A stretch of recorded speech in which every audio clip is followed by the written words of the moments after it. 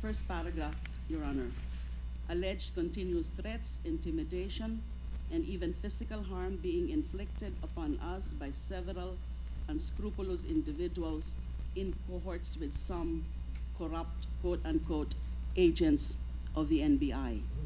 So some aspersions have been cast against the integrity of the NBI as an institution, and also specific unnamed agents of the NBI. So I deemed it proper to get the side of the NBI, and they vehemently, firmly, and strongly deny such accusations. Also, in the case of, well, the same with Attorney Baligod, in his comments, he also firmly, strongly, and vehemently deny the alleged attempt to extort money from Mrs. Napoles, per the letter of Mrs. Napoles.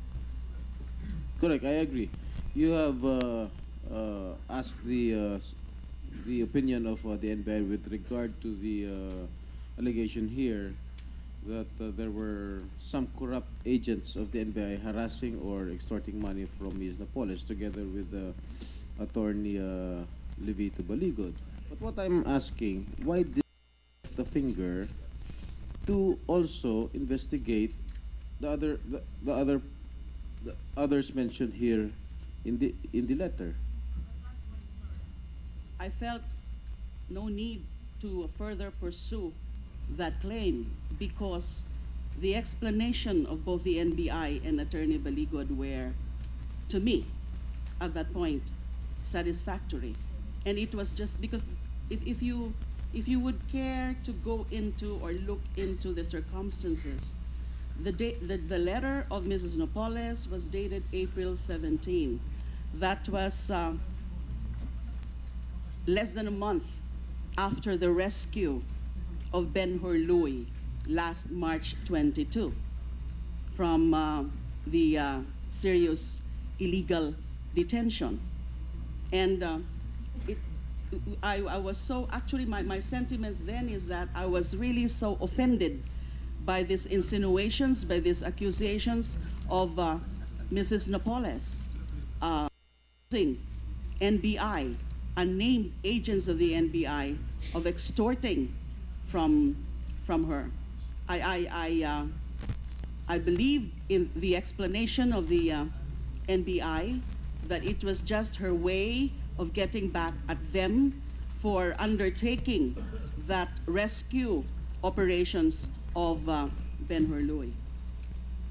So at that point, sir, I saw no need to further look into this, particularly looking into retired General Rodolfo. Di ba ho dapat pagka kung ano ho yung nakasulat na binigay sa inyo ng Pangulo, kung sino yung mga konektado o sinasabihin natin di umano'y kasabwat sa reklamo ng isang tao, di ba dapat iniimbestigahan ho lahat? Opo. Hindi ko po naintindihan bakit iniwan nyo itong si Gerald Diaz. Kasi yung insinuation na nakuha ko nung na-interview si Presidente Aquino, Senator Jinggoy might know something about the letter of Mrs. Napoles. Parang dahil nga si Gerald Diaz, a former chief of the PSG during my father's time, was allegedly involved in the extortion case against Mrs. Napoles. So ako, I have nothing to do with it. Whether imbestigahan nyo si Gerald Diaz or not, I don't care. Kaya lang, as an SOP, di ba dapat inimbestigahan ka agad ng DOJ or mga elements sa NBI lahat ng mga di umano'y kasangkot o kasabwat dito sa sulat na ito? At that point, Your Honor, I felt that it was enough for me to get the comments of both the NBI and Attorney Baligod, especially so that it was a mere letter from Mrs. Napoles, and I was, well, she could have submitted formal sworn complaint and insist on her allegations of alleged harassment and alleged extortion. The circumstances at the time, Your Honors, I truly believe that it was really just a desperate attempt on the part of Mrs. Napoles to cast aspersions on the integrity of the investigators who were then investigating her, not only for the serious illegal detention case, but also for the PDAF scam. Because at the time, after we rescued Ben Hurluy, we began to gather those information, very, very sensitive, very surprising, and very, very grave allegations or information coming from Ben Hurluy. So nag-iimbestiga na ho kami noon at the time, although quietly lang po, dun sa PDAF. And alam ko po, we had something very, very big at the time. But my instruction was to be quiet about it, to work quietly on that until makakuha kami ng mga sapat na ebidensya. So my thinking then, I was of course defending the NBI because they just did their job in rescuing Ben Hurluy, and also they did their job in investigating the allegations of serious illegal detention and the PDAF. And here we are, the principal figure, the principal character in the PDAF scam, as narrated by Ben Hurluy and the other whistleblowers, was alleging these things against the NBI. If I may ask, Madam Chair, Madam Nominee, when did you start investigating the PDAF quietly? After the rescue of Ben Hurluy, sir. But it has been in March the papers. 22. You've been granting interviews in the papers almost every day regarding the PDAF scam. After the rescue, sir, of Ben Hurluy, we started investigating rescue quietly. of, March 22, sir. Oh, when did it come out in the newspapers?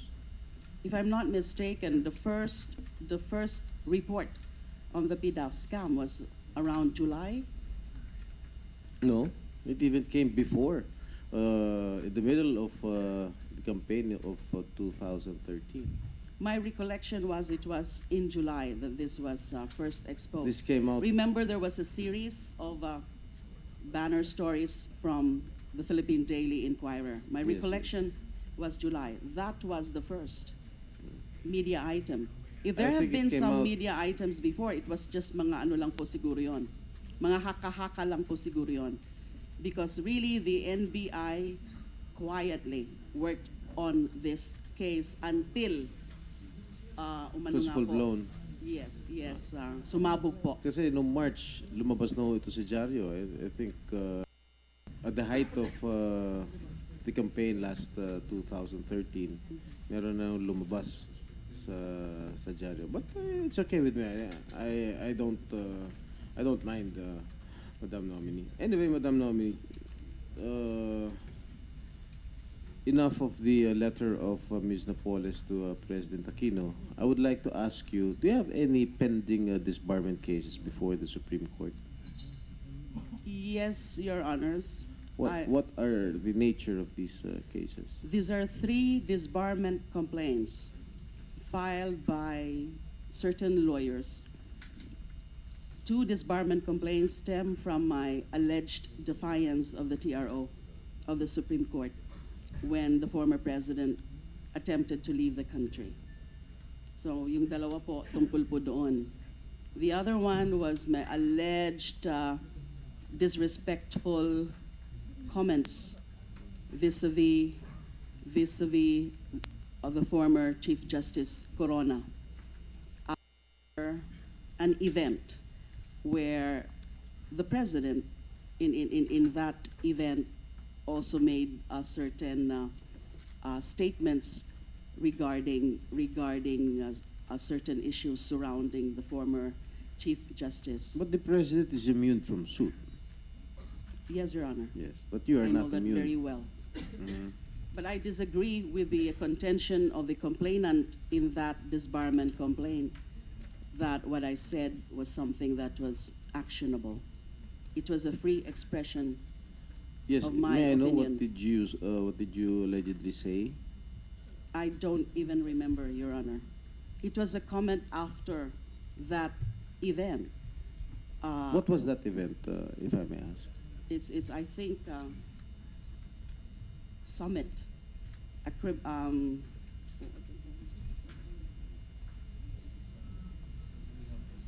criminal summit, criminal justice summit. The former Chief Justice was present at the Yes, Your time. Honor. He was still the Chief Justice. All right. With regard to the first disbarment case that you defied a Supreme Court temporary, the complaint against you is the alleged defiance of the Supreme Court temporary restraining order in November 2011, which stopped you from implementing a travel ban on former president. Am I correct? Who filed this disbarment case against you? Two lawyers, Your Honors, separate complainants. So two disbarment complaints. Is it true that you defied such an order? No, Your Honor.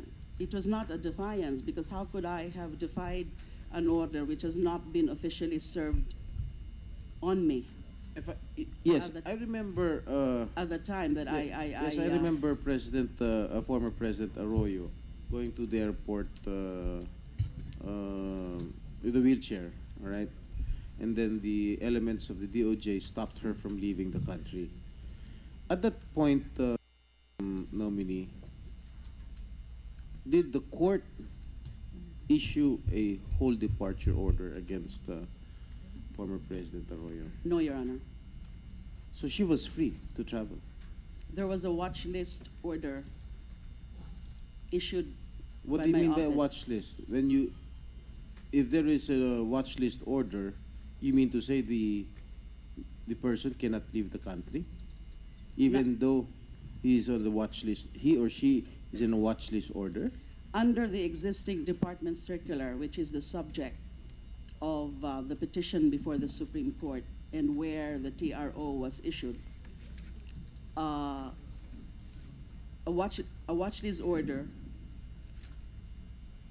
strictly cannot prevent the departure Oh, yes. of the subject of the WLO. Only that, Your Honor, the subject of the WLO was required or is required to obtain an order of the WLO before he or she can How leave can the that country. be? How can you require the passenger to obtain a what did you say again? Order of lifting. Order of lifting from the DOJ? Yes, Your Honor. How can you require a passenger to do so? That is pursuant to a department circular which was not issued by me, but my predecessor.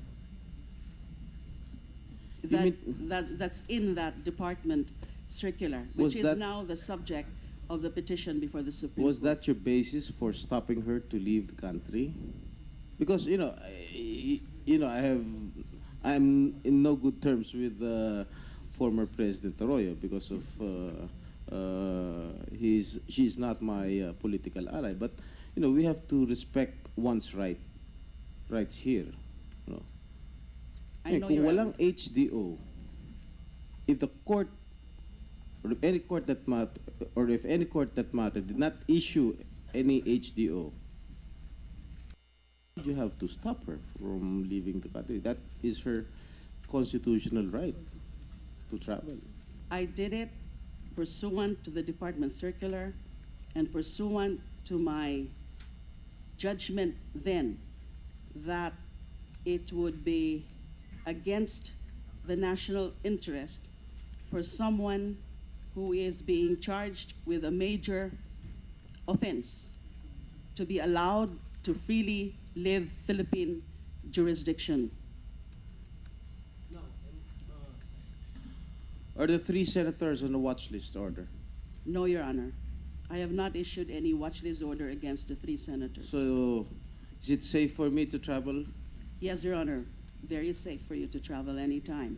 You For as won't long bar as me there from is leaving no the country? order yet You won't from the bar me from leaving the Sandigan Bayan. country? Not at all. I never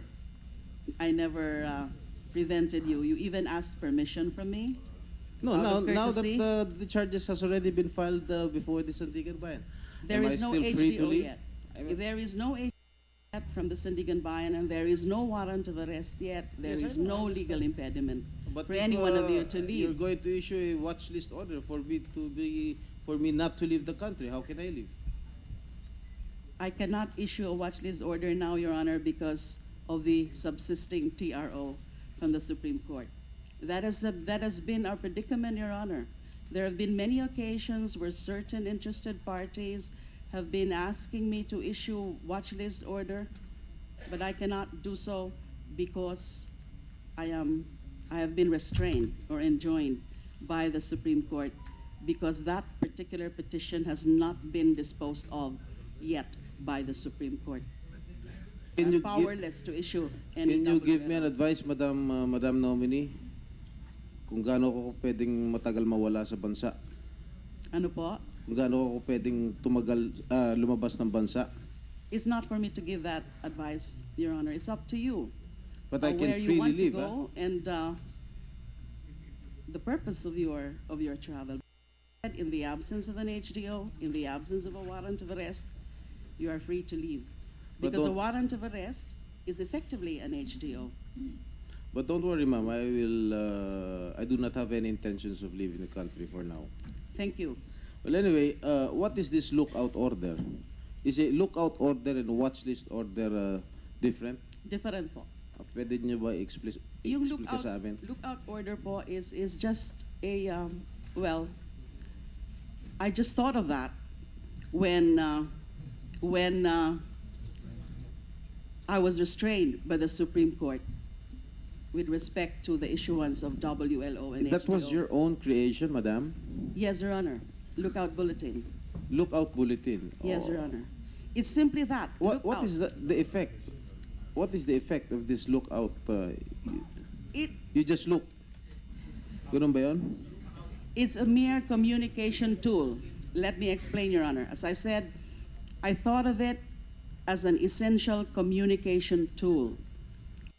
Time that we are powerless to issue any WLO or any HDO with respect to anyone subject of criminal investigation or subject of criminal cases. Now, Lookout Bulletin is a communication tool in the sense that, for example, Mr. X is a respondent in a criminal case pending before the National Prosecution Service, a respondent.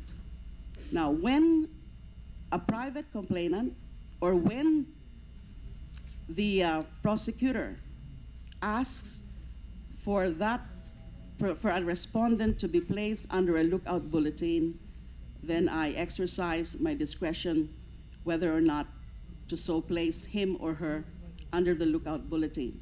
Not for the purpose of preventing that subject, but so that at the time that he or she appears at the airport to leave the country, what the BI official or personnel can do is to advise us that the subject person is right there in the airport leaving or about to leave the country. What we do upon receiving such advice is to check the very status of that particular case. Kasi pwede rin pong nangyayari at nagkaroon na rin po ng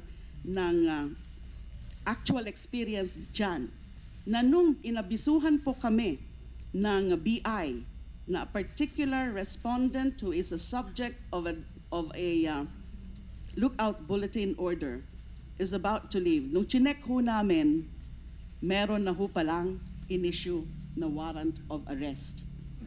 So having been informed about that, na kaka-issue lang ng judge ng warrant of arrest, and yung tao na yan ay aalis na, then my next step was to inform the NBI, go to the airport, and serve the warrant of arrest against the respondent. So ganun lang po yun. Pero kung at that time na aalis po ang isang subject ng LBO, Lookout Bulletin Order, ay wala naman impediment for us to arrest or impediment for us to prevent his departure kasi wala pang warrant of arrest, pinapayagan ho yan. Hindi ho namin yan pinipigilan because wala pong basehan and it will be violative of his or her rights. Thank you, Madam Chair. Madam Nominee. Ako ba ho, nilagay niya na ho sa lookout order? Wala po. Bakit ho, when I just left recently, you knew where I went to?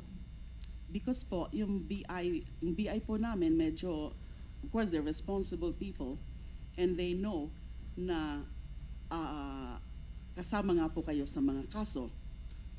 Kahit walang lookout bulletin, they felt it's their duty to report to me that you are about to leave, left the country, just for information purposes. But the second time I left for the United States. As I mentioned during the last hearing, the immigration officials called my office and you were fuming mad at them because they did not inform you that I left the country. Sorry po, I think you have a wrong information. I was not fuming mad at all. Yes, I got the information. But you questioned why they did not advise you that I left. I just asked, bakit ngayon lang sinabi? Why was there no prior or there was no information relayed to me at the very time that you were at the airport? Ganun lang po yun, information lang po. Kailangan lang ko pong malaman na paalis po. Kung nalaman nyo kung nasabi ng immigration official na paalis na si Senator Estrada, papunta rito, papunta dun sa Amerika, papunta sa Hong Kong or wherever, anong gagawin ninyo? Wala po. Wala pala kayo gagawin. Bakit kayo nagagalit dun sa immigration official na hindi po nagsabi na ako'y paalis ng bansa? Hindi po wala ako rin pala kayo gagawin. Hindi nyo rin pala ako harangin. Ba't pa kayo kailangan magalit sa mga immigration officials? Kawawa naman po yung mga tao. Naging inconsistent ho kasi sila. Kasi nung meron naman ho talaga, nire-report naman po talaga nila sa akin ang mga ganyan. So, yung sa inyo po, yung pangalawa nyo nga pong pag-alis, I was wondering how come no one thought of informing me.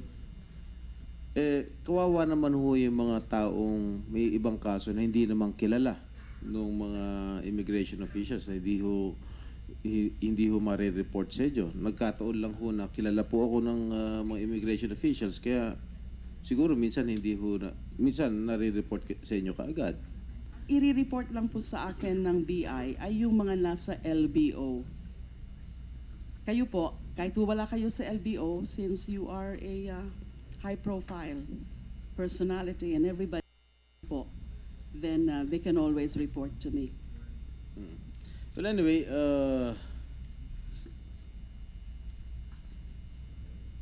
I will yield first to Senator Cayetano, since Senator Cayetano has reserved his right to question the nominee. Mr. Estrada, thank you. But before I recognize... Before that, continue, one question. Madam Nominee, when are you going to investigate the Malumpaya fund scam? Na-file na po namin yan sa Ombudsman. Although ongoing pa rin po ang case build-up. Because kami po, as investigators, as fact-finders, we do not stop with our case build-up even if a case has been filed already with the Ombudsman. It's with the Ombudsman already, specifically with the Field Investigation Office of the Office of the Ombudsman. Pero wala pa po yan sa Sino yung mga preliminary. respondents doon? Several po. Any legislators involved? No legislators No involved? legislator. Who are the private individuals who were involved? May I refer to Please. the record, sir?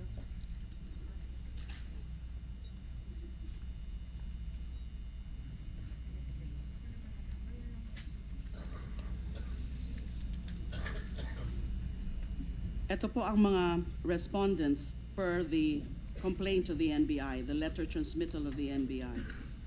Former President Gloria Macapagal Arroyo, former Executive Secretary Eduardo Ermita, former Agrarian Reform Secretary Nacer Pangandaman, former Agrarian Reform Undersecretary Narciso Nieto, former Director of the DAR Finance and Management Service and OIC, Undersecretary of the DAR Finance Management Administration Office, Teresita Panlilio, presently OIC of the Presidential Agrarian Reform Council Secretariat, former Budget and Management Secretary, now Congressman Rolando Andaya Jr., Budget and Management Undersecretary Mario Relampagos, Daba Mayor Rene Maglange, several officials and employees from the DAR, namely Angelita Cacananta, Nilda Bawi, Dominador Season Jr., Ronald Venancio, several Napoles NGO presidents and employees.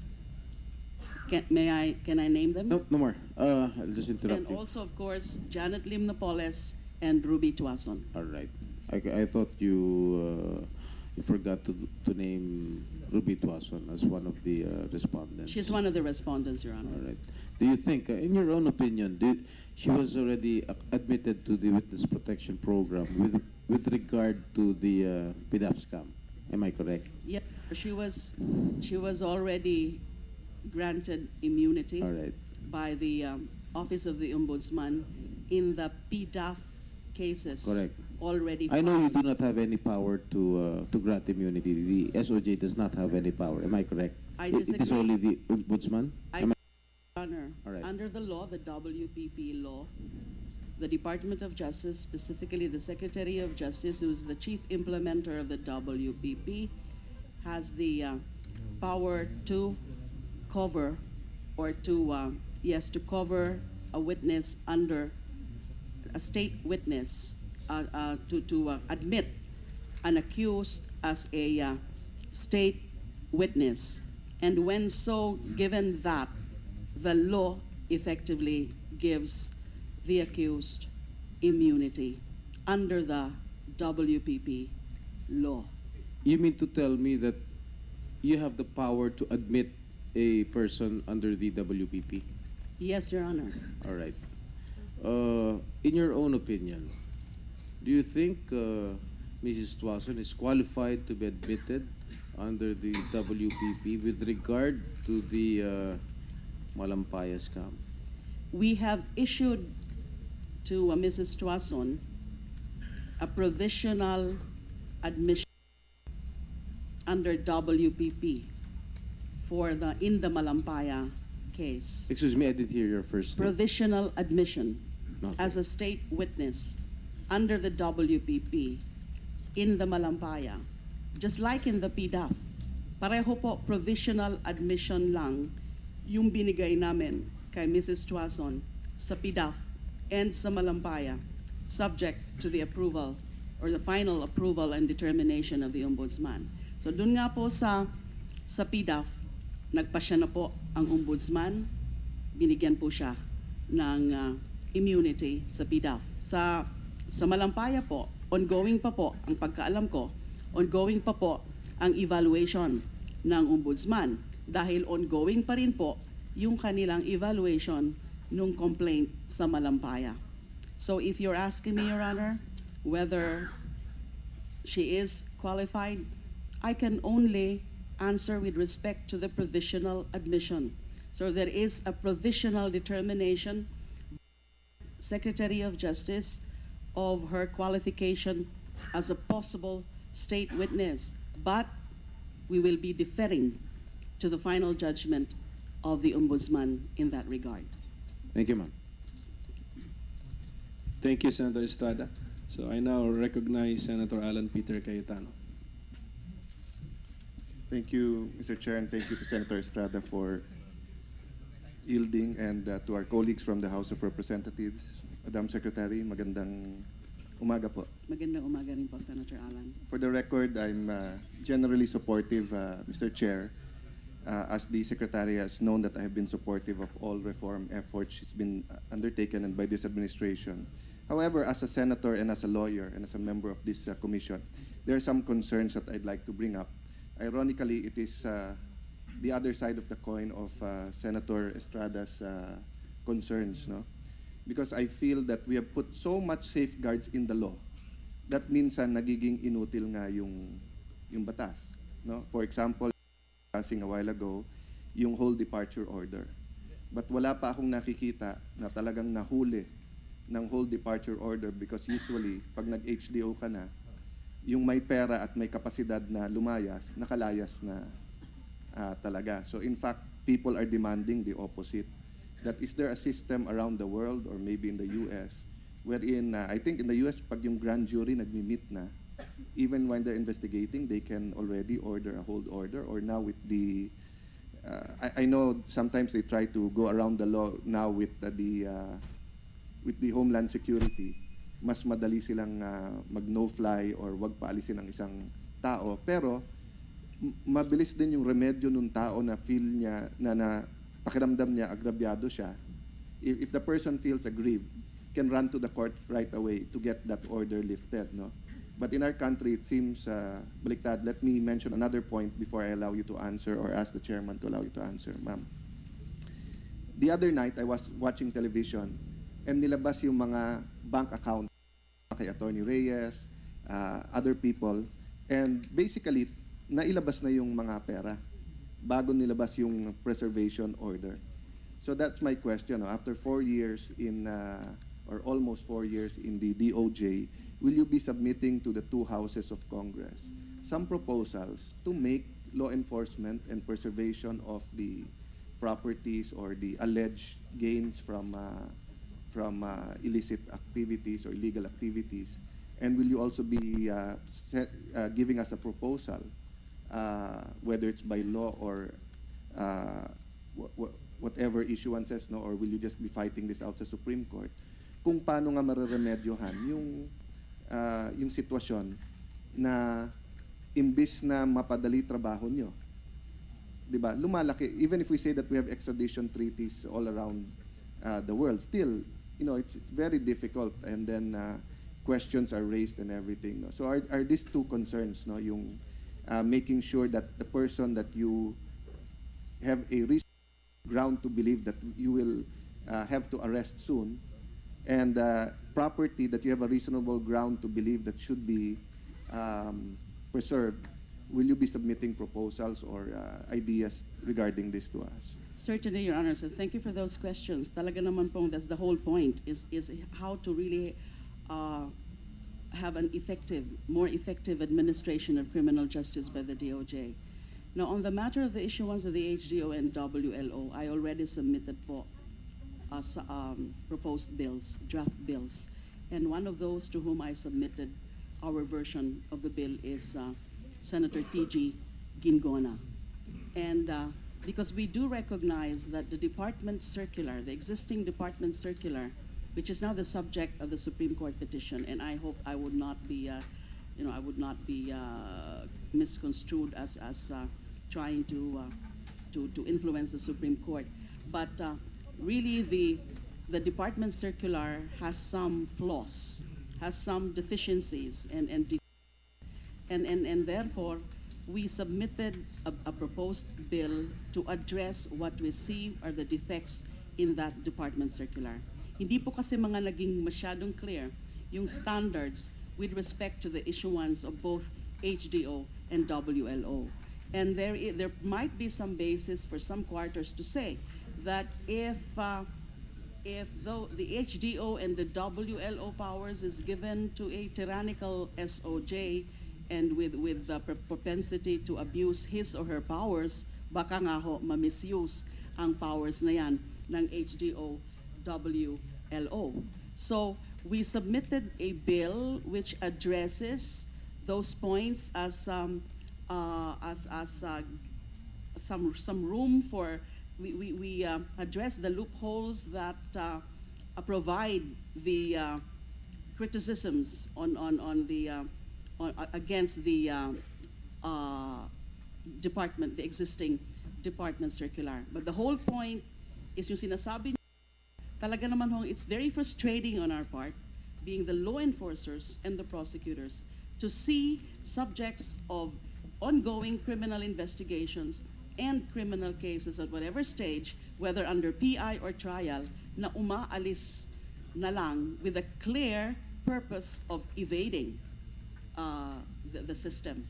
So we are trying to do that because I understand that some pending bills, for example, the one being proposed by Senator Miriam Santiago, is to completely divest or oust the Department of HDO and WLO powers and just transfer it to the courts.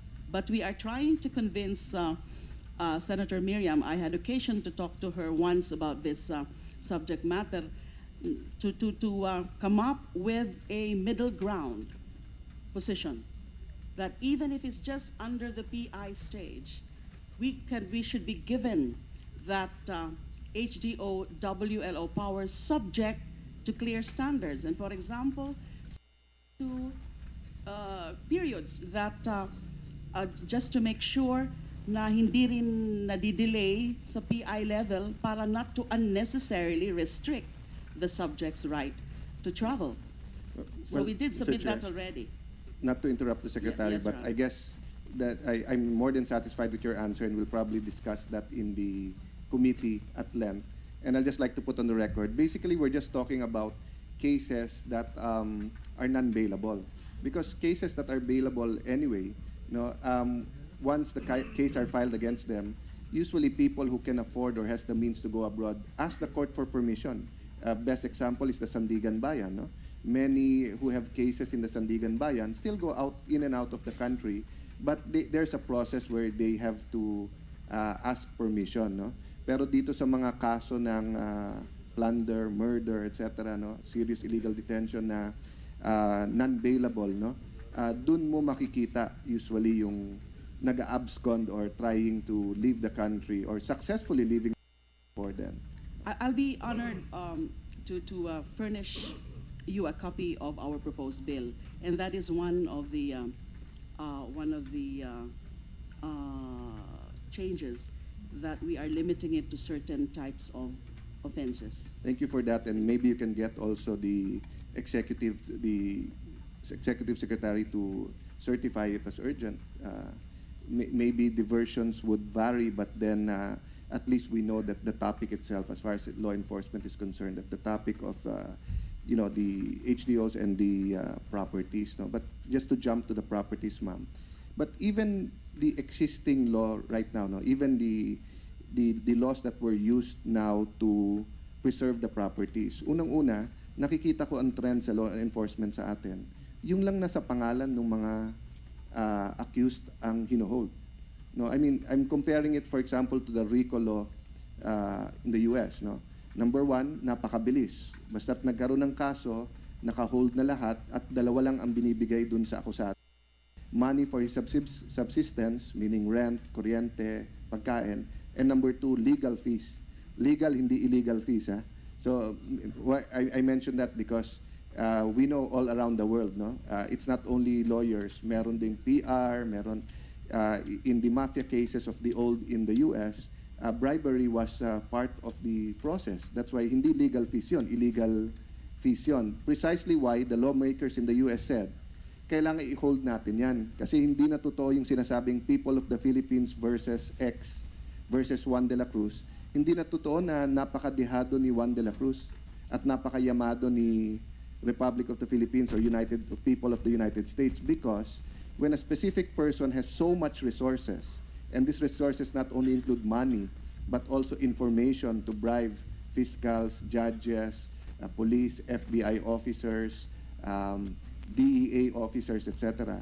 So in the wisdom of the U.S. lawmakers, no, they passed the RICO law and several other laws later on yung sa anti-terrorism, wherein yung money hold na kaagad.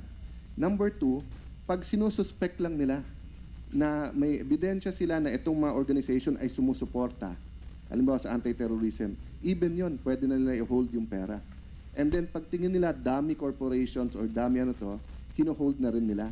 So when I was reviewing, for example, the list of properties kay Ms. Napoles, I saw that some of the properties na lumabas na sa TV were not covered by the order. No? And will this be included, no, in some of the proposals you'd like to make? But may I ask you also a secondary question there? Sa existing law ba natin, hindi ba pwedeng i-preserve na yung property kung alam ng DOJ na sa kanya yon pero tinago niya sa ibang mga pangalan?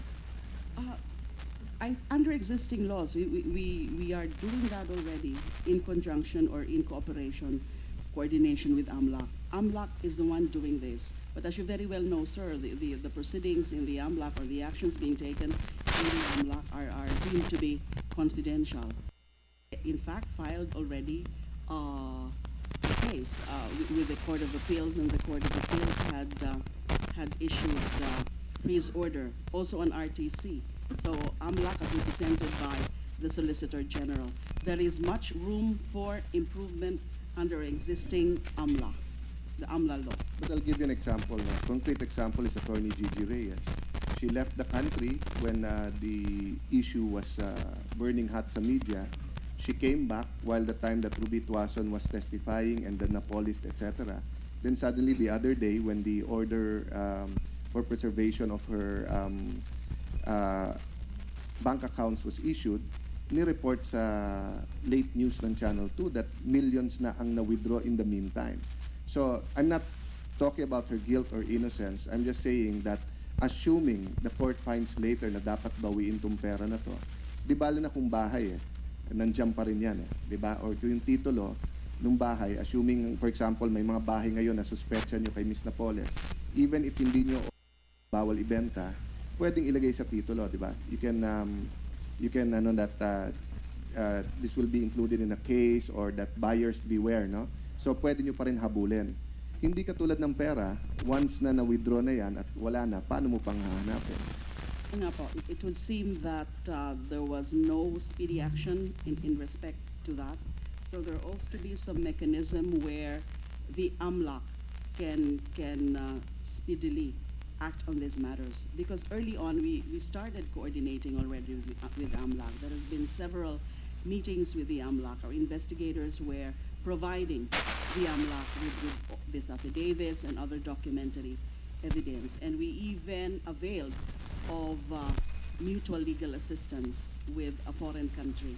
I cannot yet disclose that foreign country. I'll be satisfied with that, Mr. Chair and Madam Secretary. My point lang is that let me express that while you have been showing the country many victories, there are also some legal handcuffs, on our end, like the NBI, the CIDG, on the DOJ, and while we do need to put safeguards, on HDOs and put safeguards on preservation orders, etc. We also have to make sure that we do not defang our prosecutors and our law enforcers, because it's very usual, for the NBI or the PNP na may hulihin na powerful, and yung powerful na yung babalik na rin sila at gagamitin nila yung pera nila, para balik na rin yung kaso. If the case is not high profile, nakakalimutan na to. 10 years later, wala na sa kulungan yung hinuli na drug lord or whatever, pero yung hamak na NBI agent, police, or anti-drugs, may kaso pa rin. Kasi walang abogado minsan na provide yung gobyerno. So one way that the foreign countries deal with that really is by making sure that the accused cannot use money illegally to influence his case. Let me skip, ma'am, to another topic. Isa po sa accusation sa gobyerno ngayon is that ginagamit tong pork barrel scam against yung mga kalaban lang ng administrasyon. I know you responded to that in the media, but let me give you a chance to, very briefly, how would you respond to that accusation? Hindi po totoo yan. Siguro ganyan ang sinasabi ng ilan na nagta-target kami ng opposition simply because yung nauna nga ho namin na mga na-file ng kaso ay mga opposition. Hindi po namin kasalanan yon dahil yun nga, yung mga kaso ho dun sa tatlong senators, ito po yung mga pinakauna talagang nabuo ng NBI. Dahil talaga naman po, yung tatlo ang lumabas na napakarami nung nakuha PDAF using Napoles NGOs. At yan po ang mga sinasabi ng mga whistleblowers and duly backed up by the documentary evidence. So hindi po namin yun sinasadya. Yun, sila pong tatlo ang nauna. Kasi sila nga pong tatlo ang meron, nakakuha kaagad kami ng sapat na ebidensya na malinaw po para sa amin. Tama ba, ma'am, na nagkaroon kayo ng informal category? Narinig ko sa inyong, sa isang hearing natin, no? Sabi nyo, one, yung paulit-ulit na naglagay sa mga either fake NGOs o sa mga agencies na kung saan naging laganap ang graph. Number two ay merong paper trail, maging COA report o kung ano man paper trail. At number three, may whistleblower. So you're saying yung mga naunang nag-file, hindi nyo tinignan dyan whether opposition, administrasyon, kakampi, kalaban ng gobyerno. Kung hindi, because nag-fall dito sa tatlong categories. Generally, tama po kayo. Okay. Having said that, ma'am, as I said, I have some concerns, no? Ako, supportive ako dun sa, ang ginawa ko ngang acronym is RIP, eh. Hindi rest in peace yun, kung hindi reveal, investigate, prosecute. No? Okay. But in revealing and investigating, bago mag-prosecute, ang assumption sa prosecution, and not persecution, the prosecution, is that you have a reasonable belief that a crime was committed and that the person you are charging committed the crime. Has probably committed the crime. The person being charged is probably guilty, Okay. or probably So, responsible. having said that, ma'am, we know that for ordinary citizens, their liberty, is important, and you do not want to accuse someone or someone to be put in jail that is innocent, no? And there are remedies under the law. But for public figures, for you as a cabinet secretary, for me as a senator, mga congressman, hindi lang liberty ang tinitignan namin, pati reputation. So that's my other concern, no? Parang lahat ng agencies ngayon mabilis, pati ang media maglabas ng kung sinong kasama, hindi kasama sa list. And I understand that and I support. Sa media, pagka may nagsabi, kailangan nila i-report. Sa inyo, pag may nag-submit, wala naman kayong show. Kami naman ang nagsupina sa inyo na ilabas yung listahan. To be fair to you, sinabi mo, i-vet nyo muna, no? But having said that, ma'am, let me give you an example. And I asked this dun sa CA hearing on the COA, no? Yun naman pong Louis hard disk, 10 months na naman pala po na sa inyo, eh. So, tinanong ko sa COA, sabi kasi ng COA, i-vet daw nila, no? So, sabi ko, within 10 months or how much time you need, hindi ba fair din naman na kung meron kayong finding sa ilang tao na hindi to totoo or hindi kompleto or wala, may announce din. Of course, you'll get flack. But whatever you do, ma'am, as long as you tell the truth, you'll get flack, eh. Di ba? But isn't it also fair, no, to people being dragged into it? So, tinanong ko sa COA kanina, ang daming lumabas na pangalan. Halimbawa, yung Villar, yung Zamora, and myself, na hindi naman PDAF yun, eh. It was with an agency and we didn't have anything to do with that agency and they just gave it to the district, no? Pero, naghihintay pa rin kami kung sinong tatayo para magsalita na hindi PDAF yan, wala silang sulat and everything. If we answer self-serving, I'll give you another example that I gave in another hearing, ma'am, so that you can respond. Secretary Butchaban, okay. To be fair to him, no, after he was accused, I was listening for his answer. Hindi ko alam yung sagot niya. But when he came out sa show ni Miss Pinky Webb, no, napaka-simple na napaka-logical ng sinabi ni Secretary Abad. Sabi niya, yung sinabing electric co-op sa Batanes, never received that 10 million. And the 10 million was never issued to me, and there's no such thing. And for me, it's a simple, understandable answer. This is the problem. He's answering for himself at siya ang head ng BBM. So some people won't believe, or some people na mga abogado din or makukulit, nasa iyo dokumento, eh. But if either DOJ or COA went out and said, we checked the records, there is no SARO, there is no JARO, there is no release to this agency, without saying whether he's guilty or not, ma'am, no? So, the COA took note of this, and I want to bring this all up also. Okay. I mean, some people think that the job of DOJ is to prosecute. Some people forget that you're not the Department of Prosecution. You're the Department of Justice. So can I, as a sub-question, can I elicit this answer from you that the job of the DOJ is justice. Meaning kung inosente ang tao, trabaho nyo rin sabihin na walang ebidensya dyan o inosente, etc. Pero kapag ka siya naman ay guilty, come hell or high waters, ano nyo na, habulin sila. Kahit maapektuhan man ang confirmation mo. You're absolutely correct, Your Honor, that our department is the Department of Justice. And when we say justice, it's not just a matter of really prosecuting and putting people to jail. It's a matter of first determining the truth, and second, determining whether one or some people should be held liable and be punished for those crimes or violations of laws. No, kaya nga po may tinatawag tayong PI or preliminary investigation.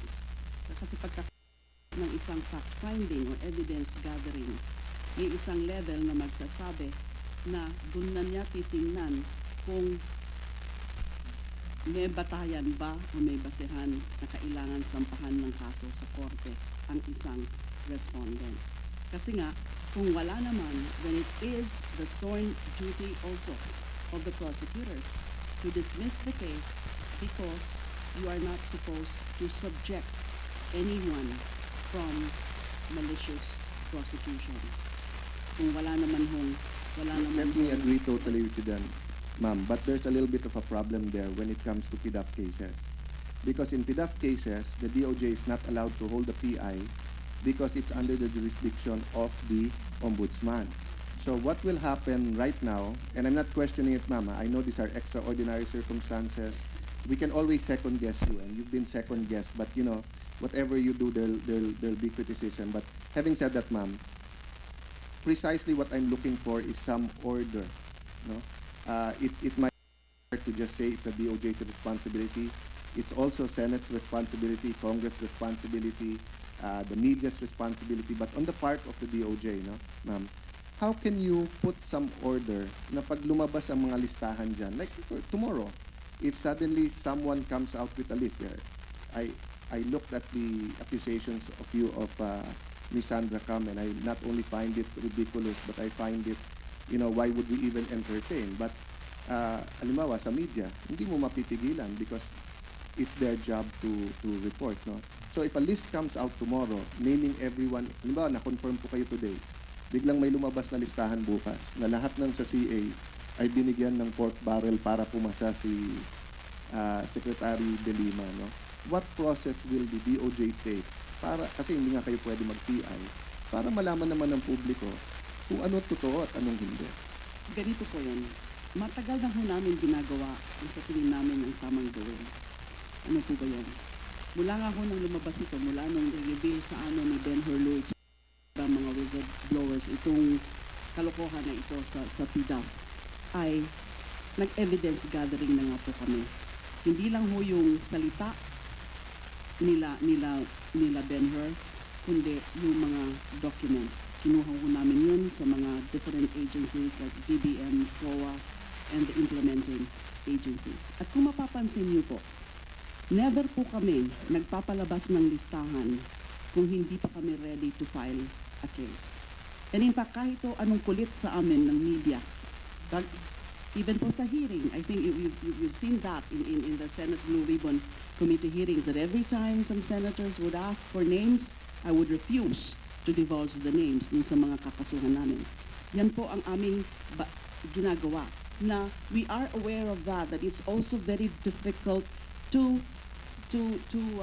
accuse prematurely those who will turn out to be innocent. We should not do that to people kung hindi naman talaga sigurado na merong batayan. Every one of us has to preserve. Ma'am, let me clarify. Wala akong problema dun sa handling nyo because ako magte-testify, kinukulit namin kayo sa hearing. Muntik na kayo makontempt, pero sabi nyo, you cannot reveal the name. So, I agree with you 100% doon. Sa ni-reveal nyo lang nung final nyo, I agree with you 100%. Doon sa under investigation na hindi kayo magko-comment, pabor din ako doon. I mean, I don't see anything wrong that you've done, no, or under the circumstances. Ang question ko, ma'am, or pinupunto ko, paano po yung natapos ng investigation na wala naman kayo nakita?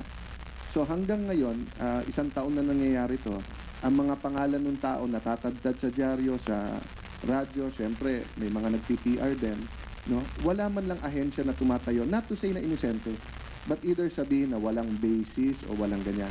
Are we going to get to that soon, Madam Yes, Secretary? Your Honor.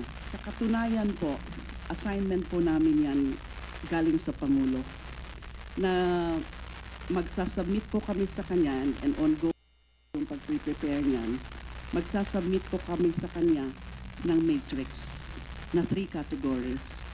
Yung matrix po na balak na ginagawa namin ngayon at balak namin isubmit in due time sa Pangulo ay yung first category, yun po yung merong sufficient evidence o may batayan.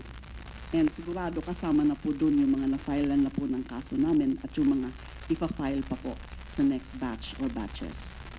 At pag sinabi namin may sufficient evidence, ibig sabihin nun, hindi lang yung sinabi ni Mrs. Napoles.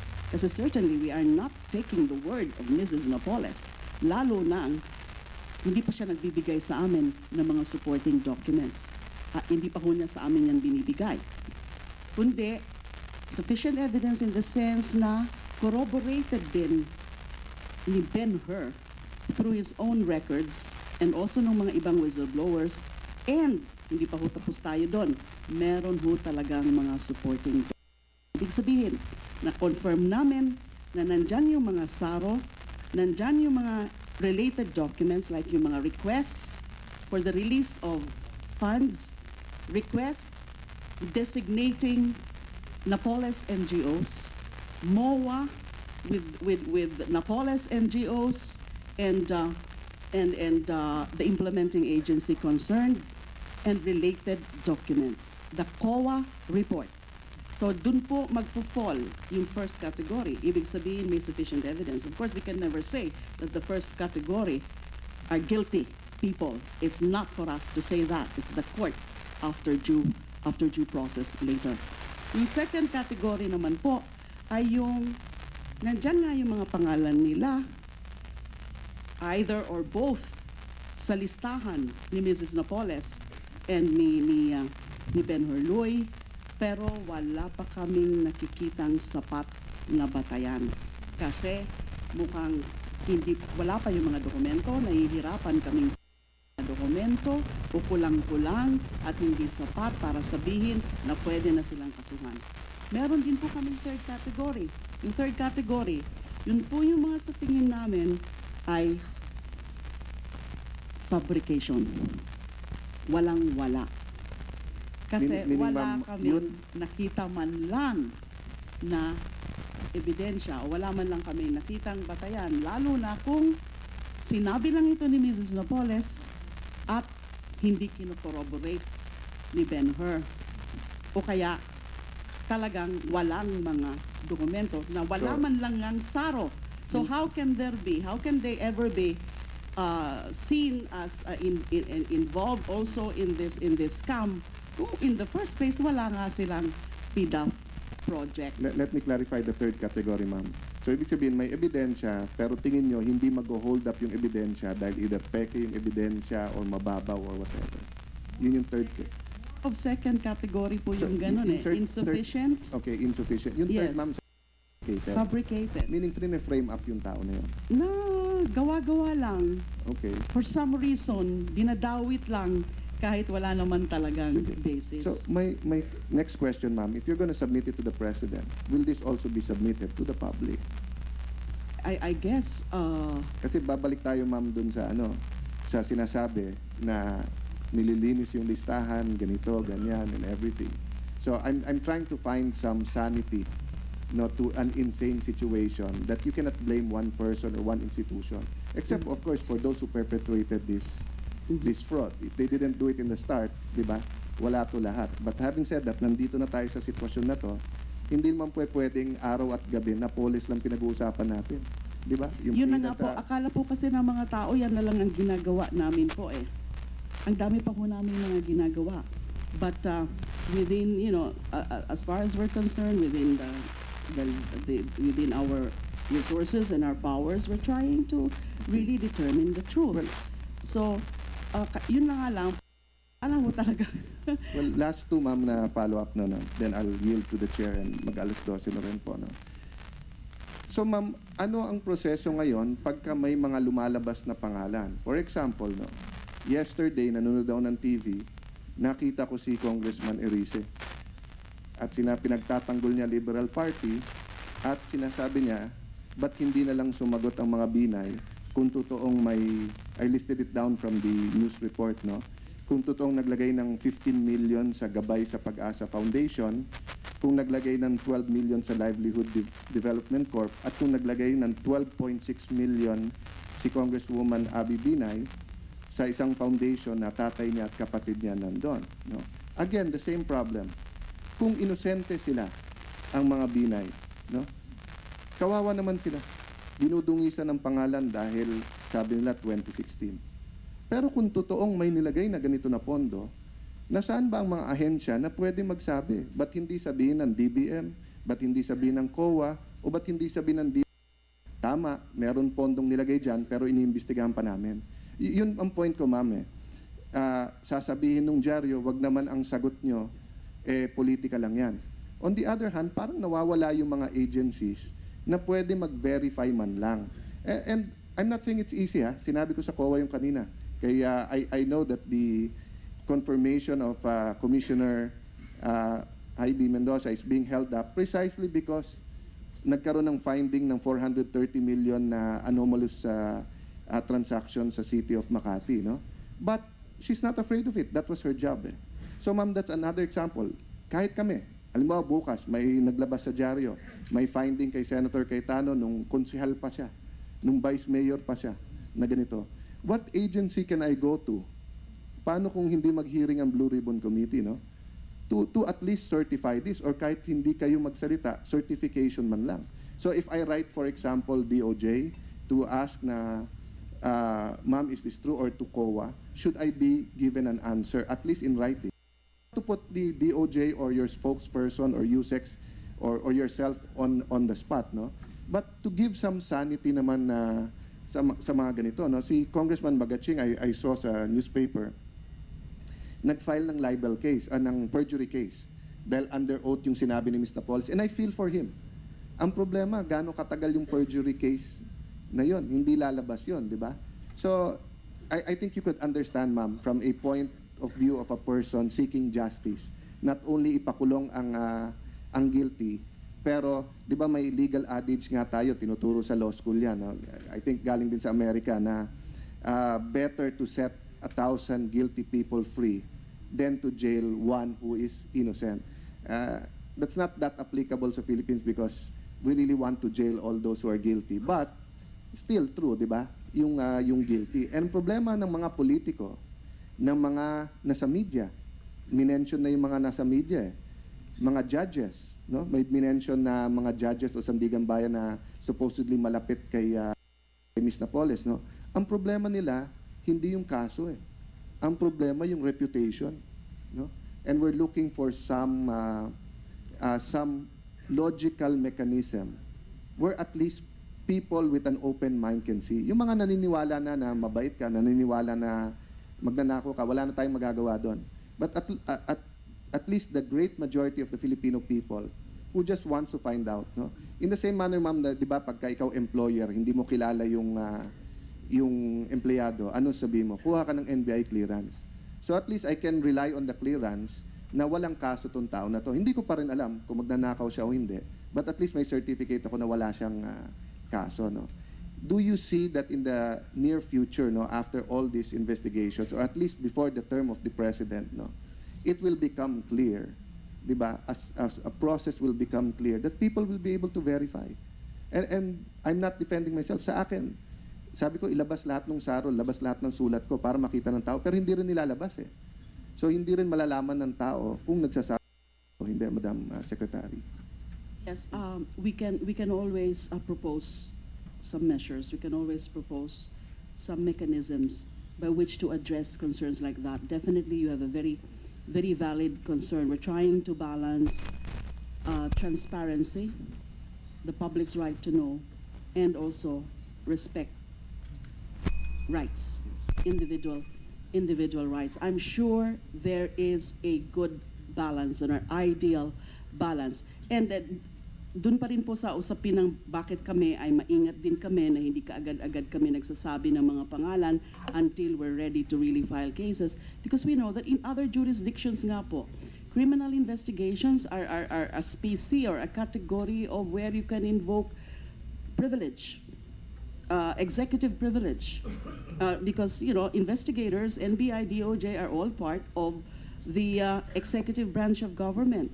And there is a species of executive privilege where when something is under criminal investigation, there should not be disclosures of information because it would affect the flow or the progress of the investigation. Kaya nga lang po, because, well, transparency and the openness of Philippine society, we have one of the freest, if not the freest, media around the world, and is that a bad thing? No, not at all. It's still the preferred scheme of things than an oppressive society. So I'm sure pag tapos na po ito lahat ay pwede ho tayo makapag. Anyway, ma'am, I will just appeal to your sense of justice because I know you have inside of you what drives you is to do the right thing, no? Rather than hold up your confirmation now. But I'm not willing to wait until mag-end. Kasi remember, Napoles is what? Napoles foundations and NGOs are just like 15-20% of the COA report. And the COA report is only 2007 to 2009. I think you can be given a second, third term sa DOJ, meaning until 2028. Maaring hindi pa rin matapos yung mga anomalya, big and small, not only in the Napoles pork barrel. I always say, and to give credit to our colleagues, ang pork barrel po ay 1% ng budget. So kung maraming nahanap na corruption sa 1%, can you imagine the corruption sa 99%? No? And Malampaya is one example which you've already filed. No? But for my final question, ma'am, just the concept. I have a little bit of a problem in the present process, no? Because kung ang police or ang NBI ang mag-file ng kaso, ang tingin ng tao, sila lang nag-imbestiga nun, no? And let's see kung ano sabihin ng husgado. Pero pag DOJ ang nag-file ng kaso, ang nasa mind ng tao at ng media ay nagkaroon na ng preliminary investigation and probably guilty itong mga to, no? But in cases that are cognizable by ombudsman, the DOJ is actually simply delivering their investigation rather than filing the case. Yes, Your Honor. But hindi yan ang lumalabas hindi yan ang dating. No? Actually, wala nga hong standing or personality yung DOJ dun sa pagsasampa ng kaso. Yung NBI ho ang complainant because NBI ang fact-finding, ang nag-gather ng evidence and nandyan ho yung mga whistleblowers as principal witnesses. So sila po, ang NBI po ang nag-imbestiga. So katulad ng mga ibang kaso rin, kapag iniimbestigahan ng NBI, pwede na ho nilang i-file. Now lalo na po dito, tama po kayo, hindi nga ho namin dinidiretso sa PI ng ombudsman. Rini-refer muna ho namin sa ombudsman subject to her appropriate action. At ang action ho niya ay rini-refer na muna niya po dun sa FIO or Field Investigation Office to also undertake its own finding and validation, verification of what the NBI had presented to them. Well, thank you for that comment. I'd just like to point out that rules are there to really protect the minority, to protect the weak, to protect those who cannot protect themselves. So my concern is that I think we'll all agree, kung guilty, wala talagang problema eh. Kasi kung sino man mag-file, ordinary citizen, DOJ, or ombudsman, NBI, PNP, NGO, whistleblower, di ba? Ang problema, ma'am, is that since we're human, there can be mistakes. And as you said, nagsimula kayo sa kategory na may whistleblower, maraming ebidensya, paulit-ulit. But as you go down the line, dun sa halimbawa nabanggit lang o may isang saro, etc., mistake can happen eh. Because there will be a debate now. For example, you have one congressman or one secretary or one senator, one-time transaction 5 million. Sabi ng COA, fully liquidated, dineliver ang project. No? On you have one whistleblower or Ms. Napoles saying na hindi, eto, nag-deliver akong pera pero walang cheque, etc. No? Madali kasi kung may ebidensya, di ba? For example, despite having no evidence except a check from Ms. Napoles and it was encashed by the congressman or senator, madali yon dahil medyo malinaw yon. But sabi mo wala, there will be a debate internally. Siyempre, some will say, sa presinto ka na magpaliwanag. Meaning, i-file mo yung kaso, let them. Para hindi naman sabihin na namili tayo. But some will say, hindi sapat yung ebidensya.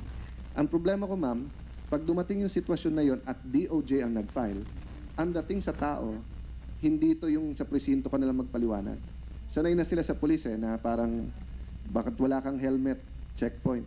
Boss, sa presinto ka na magpaliwanag. Kasi sa presinto, pwede ka talaga magpaliwanag, pwede ka makawala. Pero, pag pini-ay ka o kaya inquest at final na, ang nasa isip talaga ng tao, guilty na to. And for a politician, a public servant, that can be lethal. Whether he's a mayor, congressman, senator, running for whatever position in 2016. So although I take your assurances and I know you personally, of course as a senator in my official capacity, we're also looking for institutional mechanisms that won't happen for 2016. Remember, we're not only dealing with the DOJ, we're also dealing with all other agencies of government. So I hope I communicated well, Mr. Chairman, my concerns, and I see that it is a shared concern with the Secretary. So I'm hoping that in the next few weeks, together, we'll be able to find a solution to all of those concerns. Thank you so much, Paul. Thank you, Senator Alan Peter Cayetano. But I noticed the answer of the appointee to your questions were all in the future tense. So our request is to fast track everything, ma'am, if possible, double time.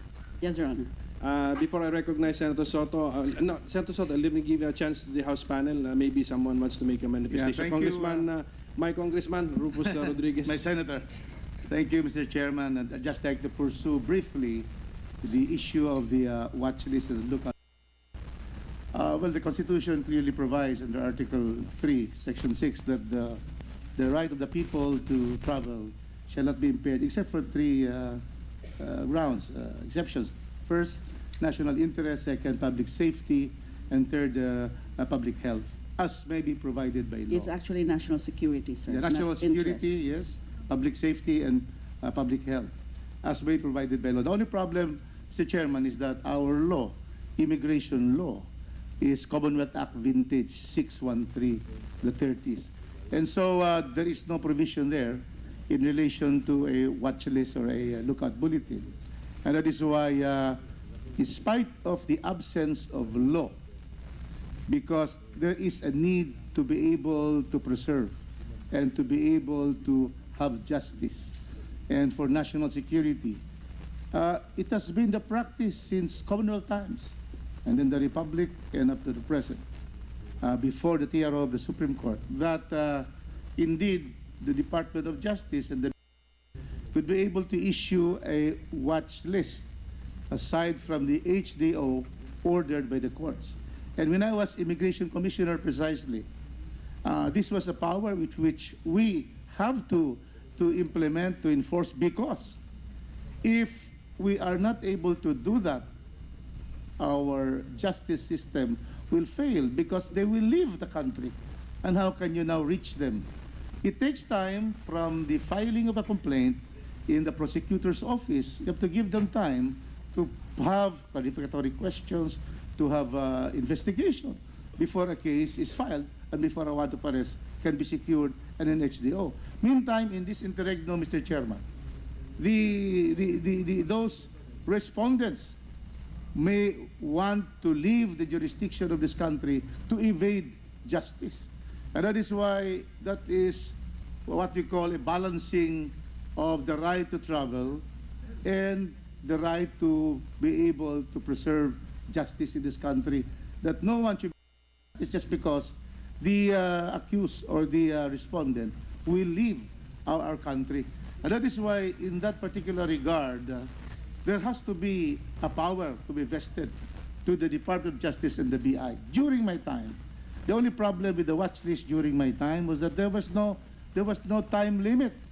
And so when a person comes to the airport, checks in, and he is when he goes to immigration, the computer will show he is on the watch list, he could not leave definitely. And so the problem with that was there was no time limit. And so what happens now? That will likewise impair the right to travel. And so what I did was to issue a circular, a memorandum, which, before the new circular of the DOJ came, was the existing procedure, which for 2.5 years when immigration was implemented. And there was a time limit of 5 days. 5 days for the authorities, because when he comes, he's in the watch list, 5 days, the authorities, the head will be informed, and then we will inform the agencies that have requested the watch list. Normally, some police, the police officers, some complainants, and also the Department of Justice. But 5 days, for what? 5 days with a limit, so that in 5 days, they're able to get a warrant of arrest, or the DOJ is able to file a case and get an HDO. So that was the situation. And that was accepted. There was nobody who questioned that, because precisely the right to preserve justice in this country, to protect our people by the respondents not able to leave, should be there. If there is no such right, Mr. Chairman, then certainly people will be free to leave. They are now facing cases, serious cases, heinous crimes, but yet the process of justice is not fast. It's simply, you have to follow due process, and it requires time. And that is why I really support the Secretary, first, on having the lookout bulletin, even if it will not stop. I hope it will stop. It will stop that. But the DOJ, and also support the Secretary in the fact that there is a bill that you have proposed. And I would like to ask Secretary, how much time in that particular, can you give us, what is now the provision of that bill, that if it will become law, how much time would be given if the watch list is preserved in that particular bill? Yes, Your Honor. Yes, I confirm that it is supposed to be time-bound. In fact, under the Department Circular, both HDO and WLO are time-bound, although HDO has longer period, a maximum of 5 years, while the WLO, 60 days, because it corresponds to the prescribed period for preliminary investigation. So it's 60 days.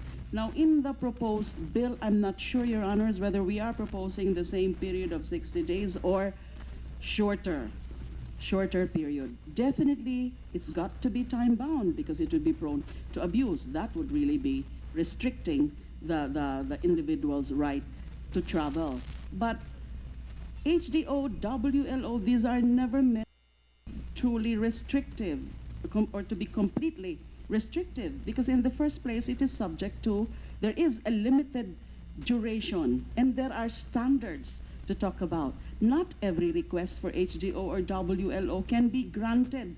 There's got to be a sufficient justification that, for example, the subject concerned is flight risk, because he has the capacity, the means, and the resources to evade or to escape prosecution.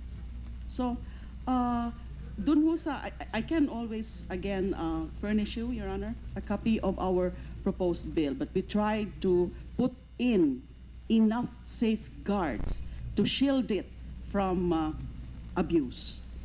Thank you. If the Honorable Secretary would give me a copy, I would certainly also be glad and honored to file that bill also in the House, so that we can already have the Senate and the House come out with that, to be able to as far as I'm concerned, it has to be the power of the executive to prevent departure of people who are facing charges or facing an investigation. So with that, Mr. Chairman, thank you. And after the interpellation of the N.R. Soto, this representation is ready to move for the recommendation, to approve the recommendation of this committee for the confirmation. As far as the House continues concerned, we are all united in having our Secretary be confirmed this afternoon. Thank you, Congressman Rodriguez. Senator Soto is recognized. Sir Chairman, with the permission of Senator Soto, I ask his permission. Okay, I thank just you. reviewed my notes. Senator There was Cayetano. just one question that the Secretary didn't answer. Can I remind her and ask her the answer? Ma'am, yung nasabi ko na kapag lumabas sa dyaryo, katulad ng speech ni Congressman Erice, kasi nung lumabas lahat ng listahan na nandun lahat, nag-statement na kayo na iimbestigahan yun. So like, eto po, nandun po ba sa COA report na naglagay nga si Abby Binay ng more than 10 million sa gabay ng Pag-asa or Livelihood Development Corp? Parang wala akong nakitang ganun. Hindi ko rin po matandaan because nung ni-review ko po yung COA, nagka-focus lang po ako dun sa mga Napoles. So nung NGOs. lumabas ito, ma'am, but you have promised that after the Napoles, you will look at the other. Yes, yes. So katulad nito na Through lumabas the sa IAGSI dyaryo, po, yung lumabas sa IAGSI. dyaryo to, will the DOJ be looking into and investigating this? Yes, sir. Okay, thank you, Mr. Chair. Senator Soto is recognized. Thank you, Mr. Chairman. This is more of a manifestation. The Secretary may react if she wants to, but I think it's best that we give the department heads up.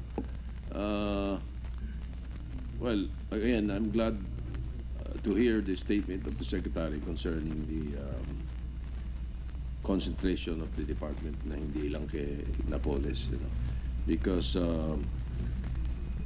in the last Pulse Asia survey, and I have a copy, I can give you one if you want. The last Pulse Asia survey on the concerns and social concerns of the country, national issues. Number one is finality. It's the number one concern of the Filipino. If you look for the PDAP scam, it's number 6. Graft and corruption in government, number 6. Number 2 pa nga yung peace in the country, health, jobs, education. Mas concern nila yun eh. Pero number 1, fighting criminality. Ayaw nila nung ma-snatch yung cellphone nila eh.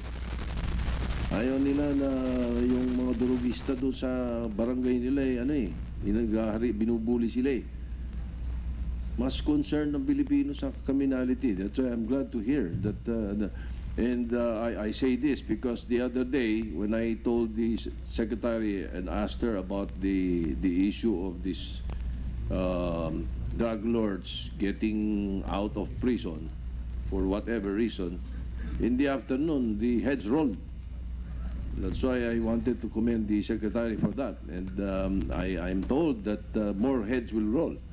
So may I reiterate my to the department secretary, and again a heads up on what really is the important thing as far our bosses are concerned. Yun ang importante sa kanila eh. Yeah. Thank you. Thank you, Senator Soto. Thank you. Before I recognize the majority leader, since earlier we made of record the oppositions to your appointment, I would also like to manifest that we received yesterday sworn statements or letters, for example, an opposition to the opposition, the confirmation of Leila De Lima, Secretary of the Department of Justice, by Mr. Leon Estrella Peralta, the lead convener of the Reborn Philippines for Reform Philippines movement and the Anti-Trapo movement of the Philippines, and also a sworn letter from Leander Marquez, lead convener of Pinoy Marcaco. Although they are present here, I will no longer, as chairman, I've exercised my discretion, I will no longer call them for them to testify for lack of time, and because we are already beyond that stage, we're already in the stage of questioning and comments from the committee members.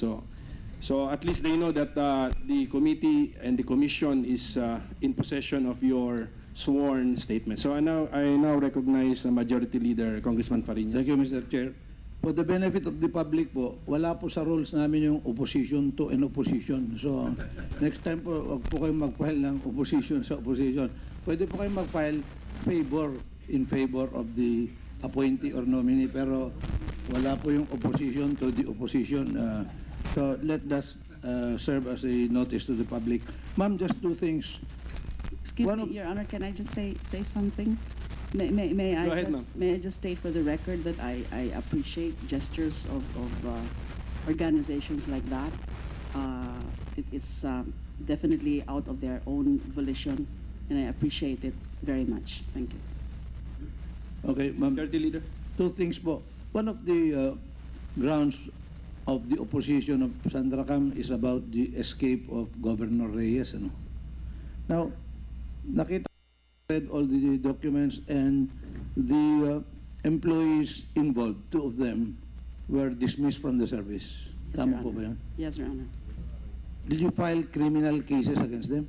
Because in the findings, very clear that this fellow facilitated the escape of a wanted criminal and that he received money for doing that, katakot-takot na anti-graft and corrupt practices cases po yun. May bribery dahil binayaran din po niya yung isa. So, may I inquire if the Department of Justice filed criminal, I know that they've been dismissed. Yung decision ni Commissioner David with prejudice to re-entry in the service, they cannot even take even the civil service eligibility. But being the Department of Justice, I'm just curious, did you file criminal cases against them? I'm sorry, Your Honor, I don't think we did that. I don't remember. Don't you that. think you should? I will, Your Honor. Thank now you. that you've said so. Dahil that's a commission of an offense very clearly Yes, Your Honor. by no We will less do that. than employees of the Department of Justice. I'll take a second look again, or a second look at the resolutions of the BI, and then we'll act accordingly by referring to the National Prosecution Service. Thank you, ma'am. Second thing, and last na po ito, I noticed your NBI clearance. Next time, please do not issue a clearance in your favor. Kasi kayo ho nakapirma dito eh.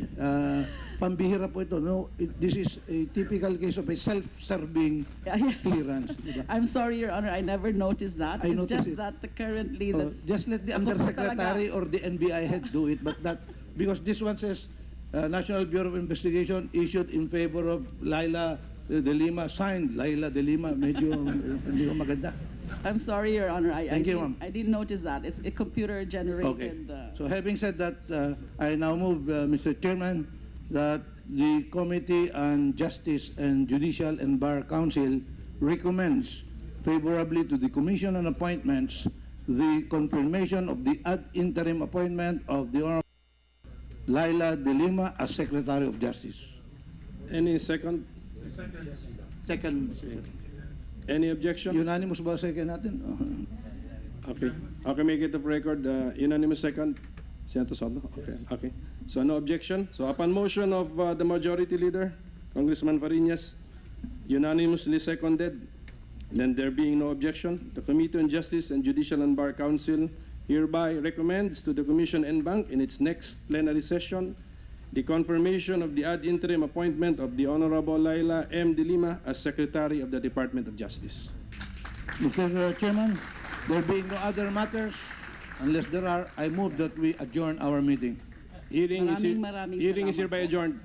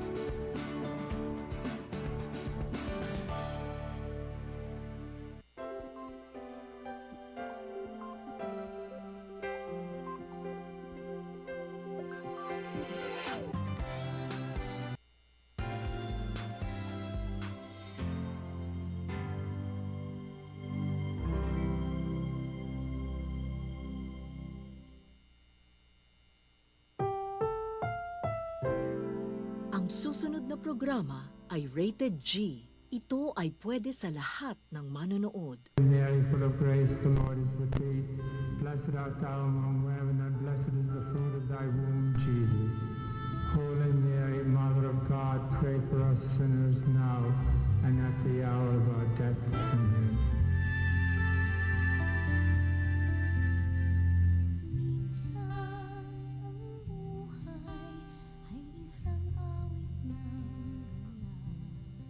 Dear Lord, we humbly ask you to bless and sanctify our home and all the members of our family.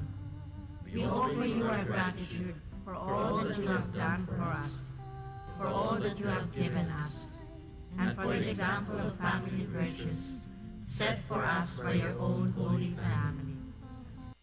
Consecrate ourselves to you, our trials and our joys, so that our home may ever be a shrine of peace, purity, love, labor, and faith.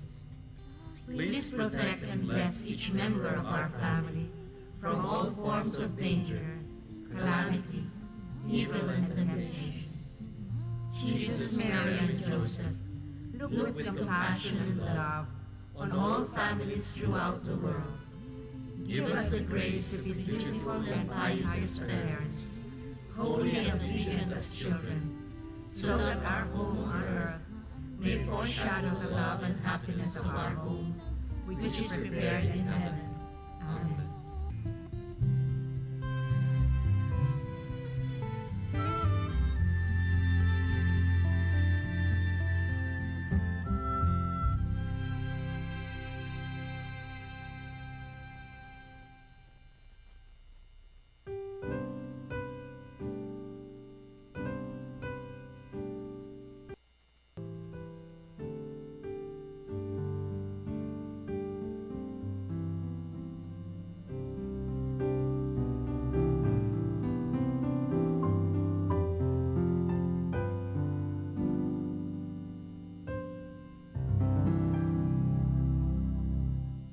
This is the Family Rosary Crusade, continuing the mission of the servant of God, Father Patrick Peyton, his mission of bringing God to man and man to God.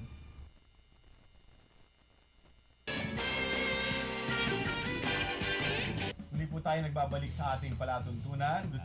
At alam mo, Sheila, nakakatuwa kasi meron tayong mga ilang nag-comment sa Facebook. Sobrang dami niya, pero basahin natin mga dalawa lang kasi kung mabasahin natin lahat, abutin tayo hanggang mamayang gabi. No? So, dalawa lang yung...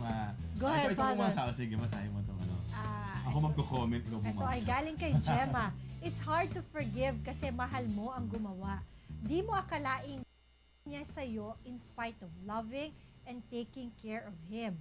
Magkasama kayo sa iisang bubong, yung pala ay physically present, but mentally, nasa ibang tao ang laman ng utak niya. It's unfair, di ba? It's so painful. Ayan. Ikaw ngayon na mag-comment dahil sabi mo, ikaw gusto mag-comment. Sigurado kayo? Baka kailangan hihinto muna tapos sasabihin, ang susunod na programa ay may temang may temang kailangan takpan ang tenga ng mga SPG, no? Hindi ewan ko ba? May okay ko na lang mag-comment. Ang hirap naman ng ganyan kasi alam mo, Father, ito ang una-una natin masasabi. Wala pong perpektong asawa, walang perpektong partner. Pero lahat tayo ay nagdaraan sa iba't ibang stages na ating buhay. Marami po kaming na-interview dito sa programa na talagang marami na pong napagdaanan. Siguro ang best solution nga natin dito is to hang on to our faith. Kasi yes, there might be a stage na wala siya doon mentally, pero kung patuloy natin siyang pinagdarasal at ipalapit natin siya sa Panginoon, wala pong imposible. I remember may guest tayo na 20 years niyang at talagang inintay. physically, Father, di ba, pinapag-pray over niya yung kanyang asawa habang natutulog po. Pag-pray over mo. 20 years, di ba, na pero minsan di mo rin kailangan magtiis. Excuse me, no? ng lahat pa. Kaya nga, Sheila, ang mahubog sa malaking pamilya ay isa na mismong hamon dahil iba't ibang pagkatao ang iyong pakikisamahan. Papaano kung ang kailangan mong pakisamahan ay hindi mo naman kadugo at kapareho ng pag-iisip? Para kina Attorney Mon at Doktora Glorife Saura, may mga dapat timbangin para matiyak na maayos ang magiging ugnayan nila sa mga biyenan at kamag-anakan ng kabiyak.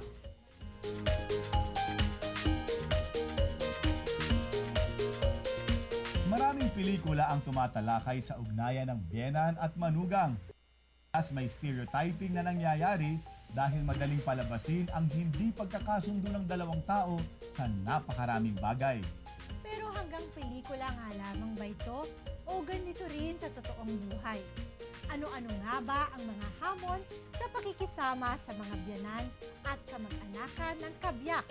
At papaanong matitiyak na hindi ito mamamagitan sa ugnayan ninyong mag-asawa? Sa loob ng mahigit kumulang na pagsasama bilang mag-asawa ng 12 linggo po. Heto ang mungkahi ng batang-batang mag-asawang sina Attorney Mon at Doktora Glorife Saura. Morning, Father. Hello. Good morning. Hello, Mon. Very, very young couple, Father. 12 weeks is what? Ilang months yun? 3. Kala ko nahirapan na yung naman math si ko, Father. 12 lang yan. Alam mo siguro, unang tanong, kasi in-laws ang ating pinag-usapan.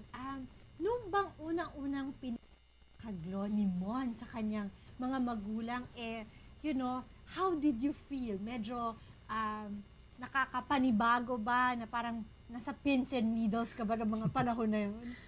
Sobrang kinakabahan ako noon kasi hindi ko po alam kung anong expectations nila at kung paano ko po mamimit yung mga expectations na yon.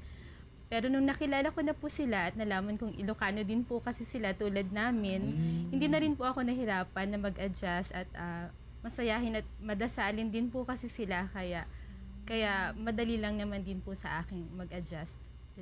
Si attorney kaya, yung ikaw ba pinakilala sa family naman ni Glo, kumusta naman yung ano bang pakiramdam ng isang lalaki na pinapakilala din sa mga kamag-anak nung kanyang girlfriend? Siguro girlfriend pa nung time na pinakilala ka, no? Actually po, parang kaibigan lang po yun. Pero actually siya yun din yung first time ko din na mapakilala sa magulang din, sa ibang magulang po ni Glo po. So, ang feeling ko po noon, actually parang i-interrogate ba ako? Sabi ko nung sa loob-loob ko. Pero, winelcome ko naman po na to meet her family. Ako, Sheila, may tanong din. Kasi siyempre, bago pa man kayo ikasal, hindi ba? Meron na tayong mga tinatawag na parang preconceived. Oo, yung mga nasa isip mo na ano ba yung mga in-laws no? Ano ba yung mga in-laws? Lalo na sa napapanood natin mapapanood sa TV, hindi ba? Parang pag in-laws laging kontrabida sa buhay, di ba? Ikaw ba, anong mga kanya-kanyang dala-dala ninyo sa in-laws bago pa man kayo nagpakasal?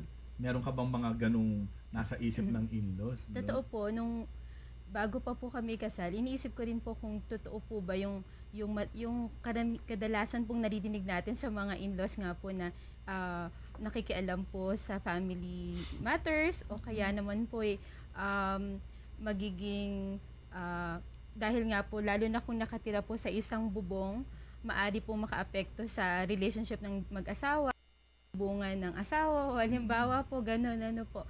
Pero po, isa sa mga bagay din po kasi na na-consider ko din, kung malapit po kasi sa Diyos ang in-laws ko, magiging in-laws ko, sigurado rin po kasi ako na hindi naman po magkakaroon ng issues, na magiging issues po sa amin po bilang mag-asawa, halimbawa po.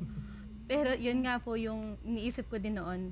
Kaya hindi naman din po ako gaanong naapektuhan ng mga ganong mga istorya po na maaring makaapekto po sa amin eventually. Si attorney. Kasi lumaki ako sa panonood ng John and Marcia. So mula doon, yun yung parang sabihan natin din John magsumikap talaga. Yun talaga yung favorite line. Pero ako po kasi, sa family ko po kasi, we're just 4. Parents ko, tatay ko, then mag-isa lang na ate ko. So, ako gusto, yung family po kasi niya, 5 siblings. So, sabi ko, sigurong masaya pag malaki yung family. So, sa akin, siniset aside ko talaga yung mga stereotype na gano'n na nakikialam or ano. Actually nga, mas gusto ko nga later on maging friends din yung mga siblings ni Glo. Then, syempre, parang meron din ako masasabi na may isa pa akong nanay.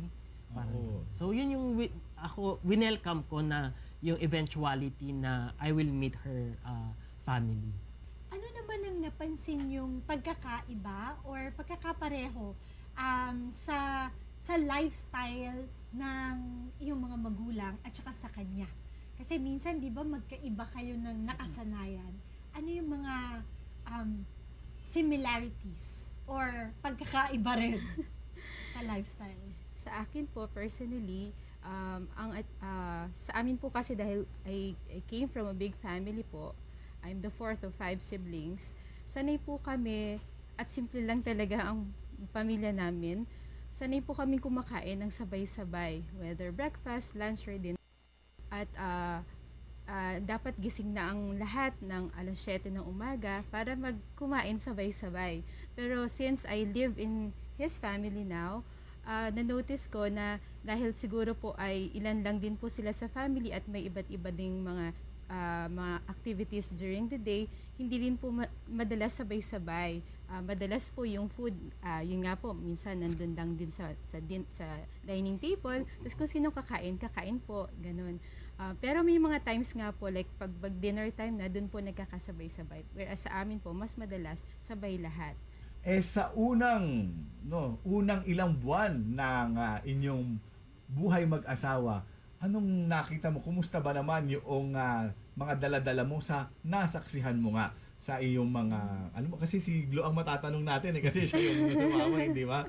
Anong kumusta yung nasaksihan mo ngayon na talagang totoong pangyayari compared dun sa dala-dala mo? Pero mamaya mo na sasagutin yan, no? Huwag muna kayong aalis, ha? Sasagutin ni Glo yan mamaya sa pagbabalik ng ating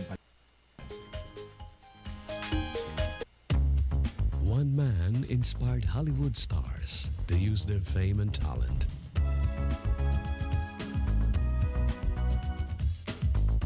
To make known the truth of the statement, the family that prays together stays together.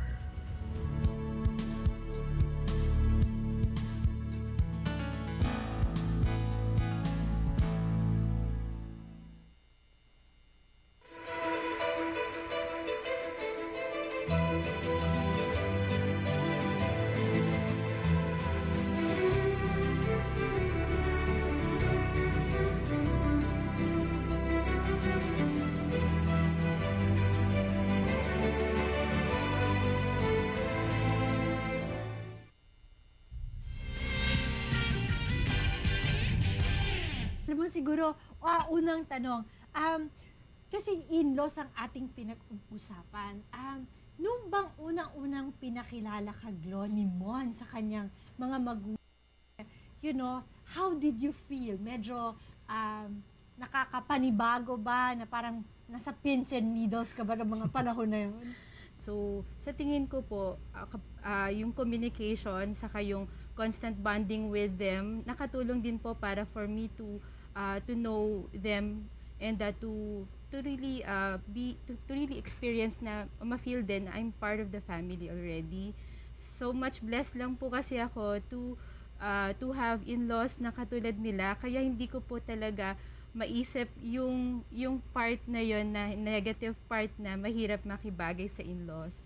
So at the same time po, I see to it na I pray for my relationship with them kasi nga ako po yung bago sa family. So siguro kung the other way around, iba rin po yung approach. Pero since ako po na pumasok sa family, hindi naman po ako honestly nahirapan po to adjust with them. Even dun sa mga kids na anak ng sister-in-law ko, since I'm a pediatrician, sanay na po ako sa makukulit. So ini-enjoy ko na po yung mga ganun din. And since I still have my parents din, nako-consider na kaedad din po kasi ng mga parents ni Mon almost, kaya hindi naman po ako nahirapan mag-adjust sa kanila. Yun lang po yung blessing din na kaya din po hindi naman ako nahirapan. Wow. Swerte, no? Kasi hindi swerte yon, Father. See, the keyword there is pinagdarasal. Ay, may mga alam din ako, pinagdadasal nila yung in-laws. Alam ko rin yun. Sige, ituloy mo. Madulas ho sana yung biyenang. Akala ko, Lord, kunin mo na ko. Hindi na favorite line mo. Hindi, madulas lang na. Agad-agad. Hindi ba pwedeng madulas muna, di ba? Huwag, malaking gastos yun. Pero swerte, kasi nga, madasalin yung kanyang mga in-laws, madasalin din si Doktora, hindi ba? Kaya siguro, mabilis yung maganda yung kanilang samahan, no? Kaya siguro yung dapat na next na tanong ko, hindi ko alam kung may masasagot ka, na nagkaroon bang pagkakataon na even before na mag-asawa kayo na merong konting hindi parehas ng opinion na kung ano yung gusto ng in-laws at saka gusto mo, kailan ba kasi mo lang si attorney nakakaalam. Sinabi sa'yo. Anong parangin natin? Sa in-laws, yes. Bawa, yung kakasal kayo, merong gusto siyang mangyayari, sabi ng mama at papa mo, ay, hindi. Ako. Specific. For example, sa kasal, hindi ba, usually ang nagpaplano nito ay mag-asawa, pero syempre, kinukuha mo rin yung input ng iyong mga magulang, and so with Glo. For example, sa guest list nyo lang, yung ilan ang iimbitahin, di ba? Malaking issue yun, Father. Sabi ng ikakasal, ito lang po ang number namin.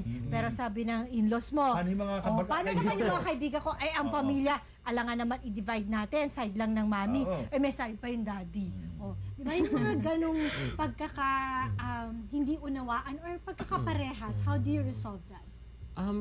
Actually, nung wedding preparations, actually, pinaka-initial namin sa Baguio City sana. So parang with that, dun pa lang, bakit sa kami kasi taga Pangasinan lang. Gusto namin sana sa Baguio. Pero siguro with the event, turning ng events din, it has been willed na rin ni God na dito sa Makati ganapin. Ganong karaming oras ang hinahayaan mong syempre ibigay kay attorney na to spend dun sa pamilya niya, na kay mama at papa niya, gano'n na meron bang gano'n na yung time na nandun siya sa kanyang mama at papa, gano'n? Kasi hindi naman, kagaya ako, wala man ako asawa, kaya talagang daddy mami lang ako. So kahit naman siguro may asawa, may time na gano'n So meron bang gano'n?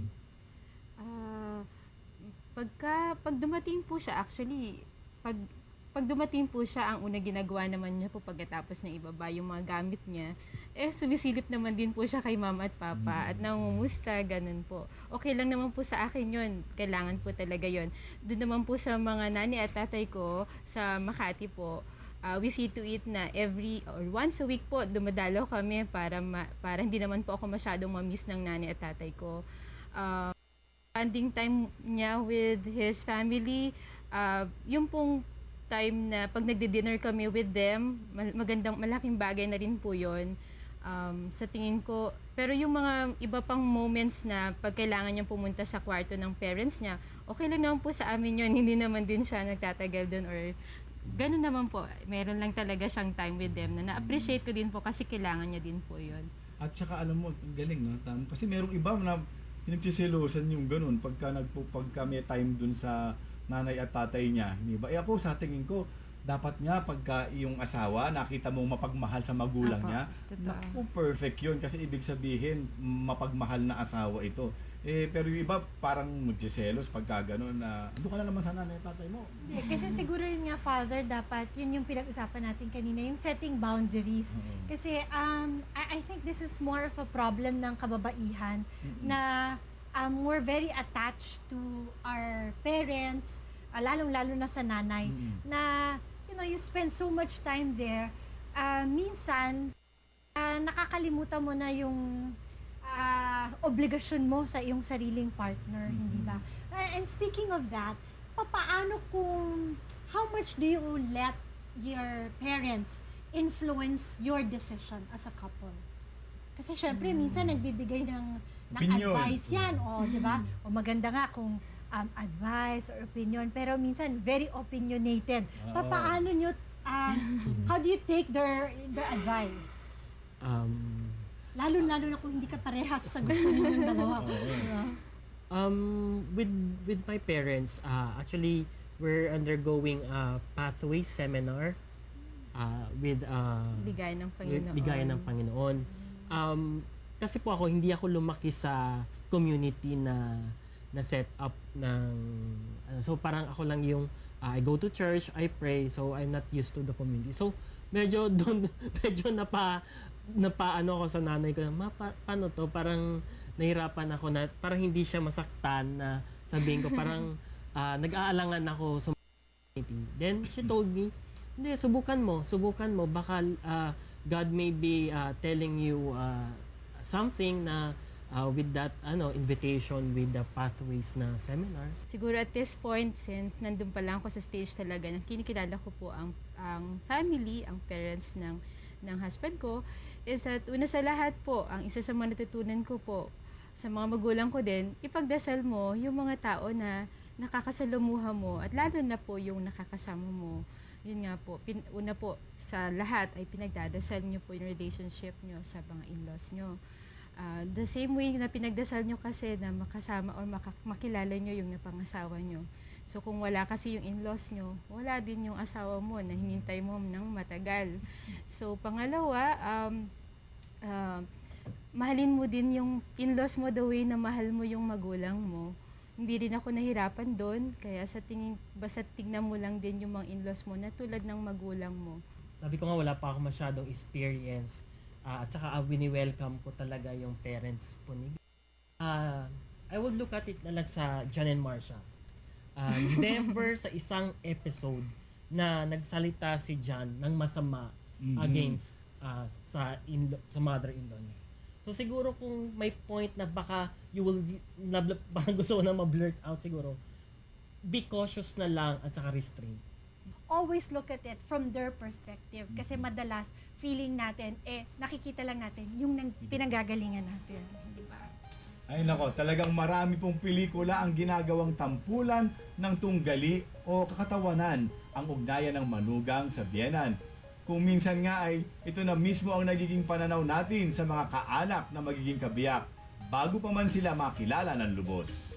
Ang pakikisama sa ibang pamilya ay extension lamang ng pakikisama mo sa sariling pamilya.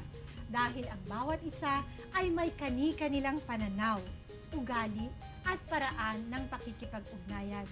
Kaya't mahalaga na kilalanin ang pinanggagalingan at igalang ang pagkatao at prinsipyo ng ating mga kausap.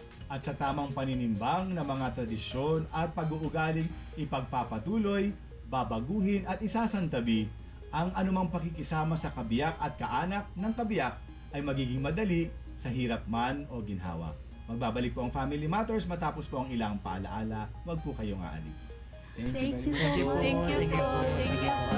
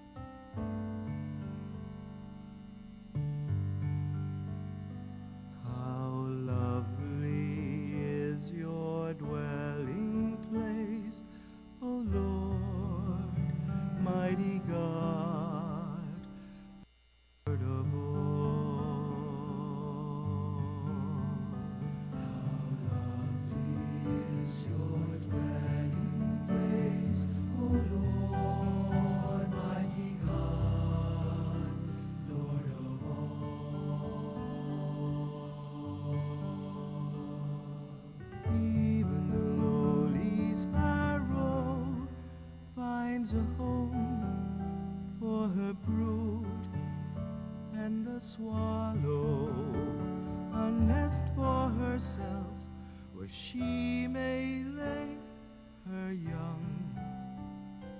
In your altar Jesus, my King and my God. How lovely is your dwelling place, O Lord, mighty God, Lord of all. Blessed are whose dwelling is your own, Lord of peace. Blessed are they, refreshed by springs and by rain, when dryness daunts and scathes. Behold my shield, my King and my God.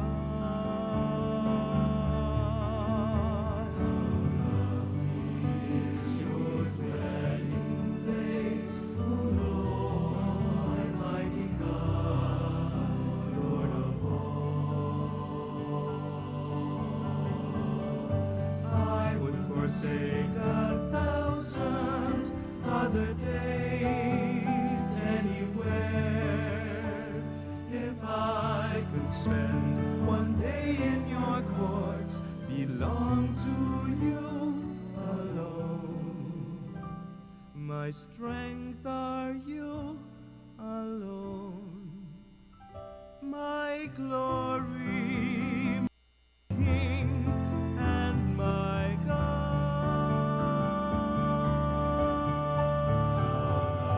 Is your dwelling place, O Lord, mighty God, Lord of all.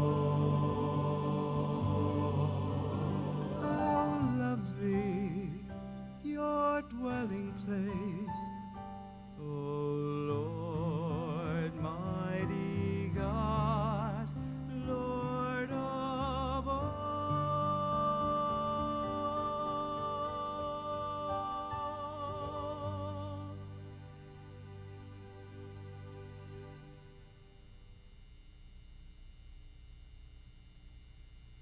Sa bawat sandali ng pakikibagay sa kabiyak o sa kanyang mga kamag-anak, ang dapat mangibabaw ay pangunawa, paggalang at pagpaparaya. Kasabay ng tamang paninimbang kung alin ang mga ipagpapatuloy at isasantabi, alin ang bigyan o alin ang pilit. Pero lagi sa loob ng pagmamahalan at pagnanais na maging payapa at matagumpay ang bagong pamilya, makakasama habang buhay. At mas madali kung sasabayan pa rin ng panalangin bilang isang pamilya. Dahil sabi nga ni Servant of God, Father Patrick Peyton, the family that prays together